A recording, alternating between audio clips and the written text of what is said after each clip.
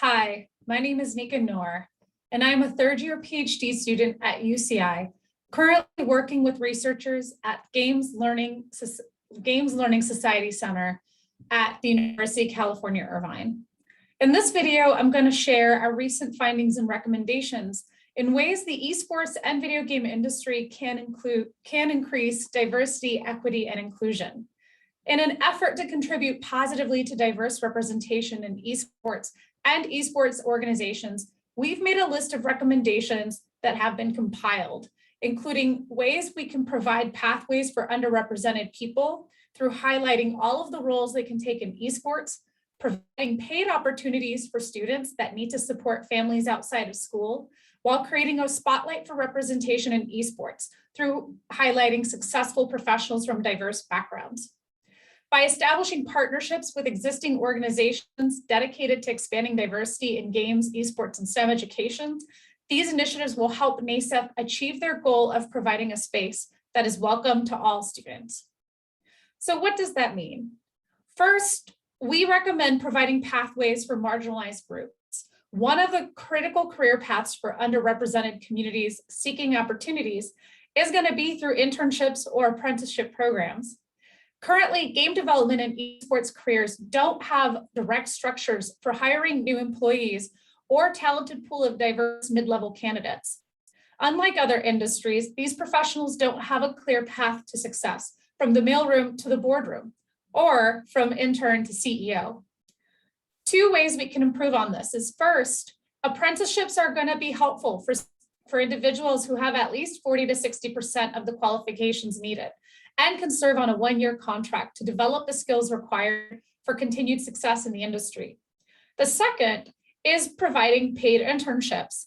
That way there's opportunities for students to focus on activities and career pathways that are going to be the most relevant to their goals and aspirations. Another recommendation is making sure that we're providing accessible hardware to low-income implementation sites. Access to technology and hardware are more critical now than ever, especially for low-income schools, community centers, and civic spaces. A crucial path for NASEF to expand on when it comes to diversity, equity, and inclusion is to create better physical access to safe and equitable gaming spaces.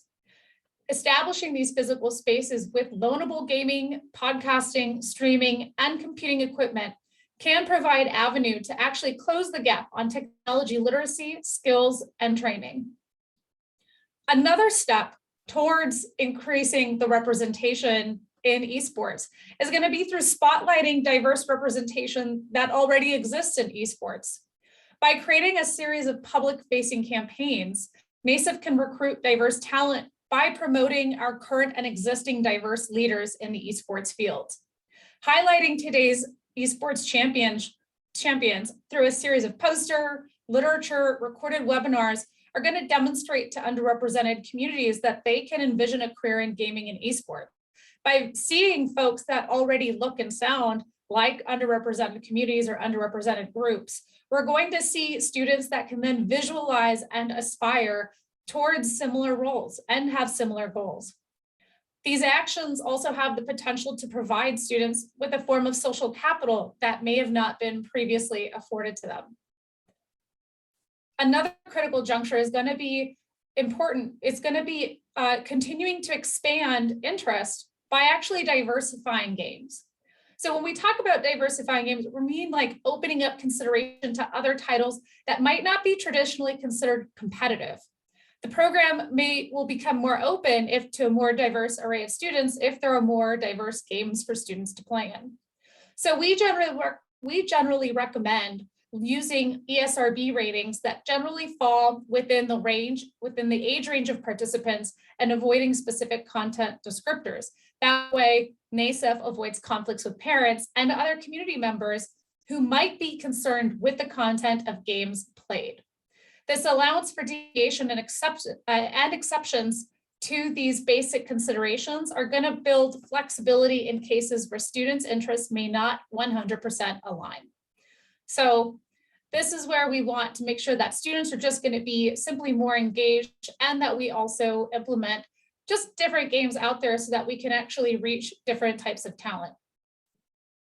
A final recommendation that we wanted to highlight in this video is making sure that we're expanding upon NASEF's Career Pathways program.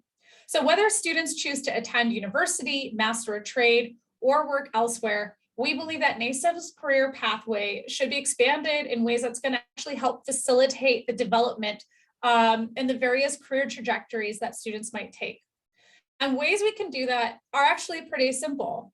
One way is to support the development of strong application materials, resumes, portfolios, reels.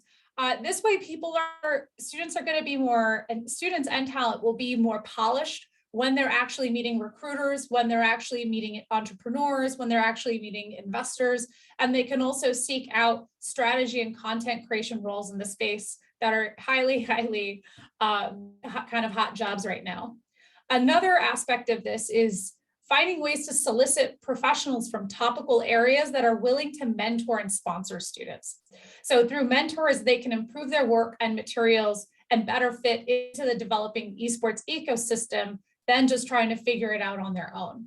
And lastly, we think that facilitating small group resume and portfolio reviews are going to be really helpful, because then it's going to be representative of their experiences in NASEF through communities, whether it's to a professional or an academic audience.